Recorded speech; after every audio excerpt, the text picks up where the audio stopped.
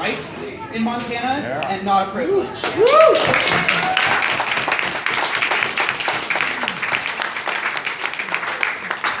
Wonderful people like Representative Jessica Karjala have moved forward to make it so that we can have Medicaid expansion. They protected our children, and right now we need to start to focus on the next step. Yeah, we've made great strides when it comes to healthcare, but I truly do believe that we can continue to make even more.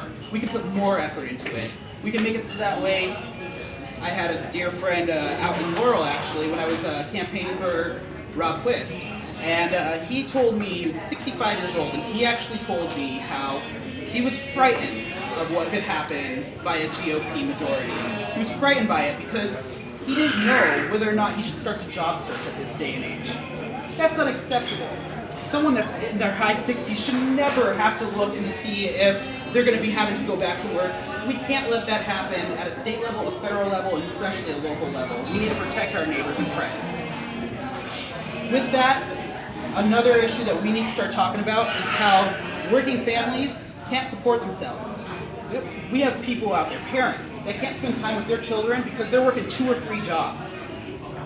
I'm right there with you. I work at 2 jobs right now, and let me tell you, it's absolute hell. It's unacceptable. These are starvation wages that we can't continue to allow. That's why I want to go up to Helena and I want to propose a $15 an hour minimum wage increase.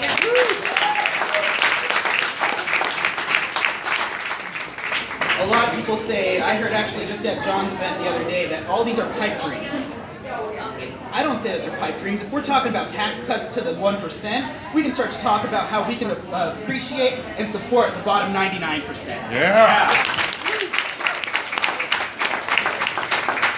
One of the last issues that I really want to drive home is I have a dear sister-in-law that currently works over at senior high. We have Denise Joy in the room that works with special needs kids in our school district too right now.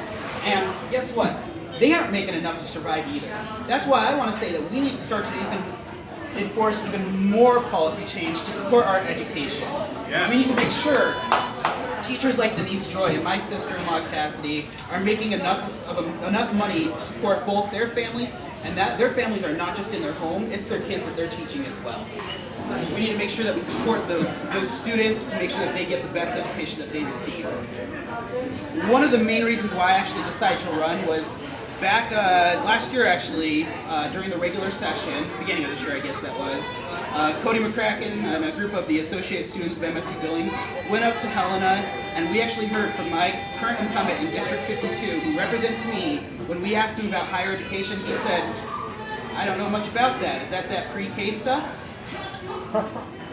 Completely unacceptable for an answer from a representative. We should not be having to explain to them why education is important in the state of Montana. We are also going to talk about why everyone should have an opportunity to go to college, to get their education that they deserve. We're going to work with our Board of Regents that represent us here in Yellowstone County, people like Martha Sheehy, who has represented us so well. Students shouldn't have to sit around the table and talk about what fees they want to have increased. As a senator at large for the MSU Billings Associate students, I actually had to sit at a table and talk to a bunch of my peers and say, well, if we increase the fees for our tutoring here on campus, then we might have to decrease the actual healthcare services here at MSUB as well. We should be able to fully fund these systems to make it so that way MSU Billings is one of the greatest institutions here in this region of the United States of America.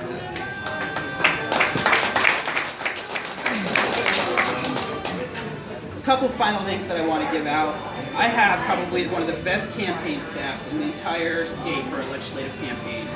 I want to thank my campaign manager, Javon, who's worked so hard.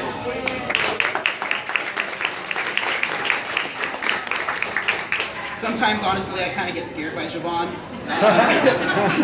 He has this big philosophy, and I think it kind of applies to all of this group right here. He has this philosophy that we're a team, we're a family. This group right here, we're a family, and it's us versus them. We're going to work together to make sure that they understand that we are the working class, that we need to work together to make sure that they're supporting us and not giving tax breaks to the top 1%. Javon's the man that really wants to continue to drive that message in this campaign, and I fully support that, and he will continue to work for all of us to make sure that this dream happens. Another person that I would like to thank is Josh over here. Josh is our communications director for our campaign. He's going to be crafting a lot of our messaging, making sure that it gets out to the media appropriately. Speaking of the media, not cool on a Trump card here, but they are, when they find out that the first trans candidate from Yellowstone County is running, they're going to come after us. I need you guys to be out there talking to your friends and neighbors and telling them why it's not about the first trans candidate. It's about the issues that current working class citizens are facing, and Josh is going to help us with that.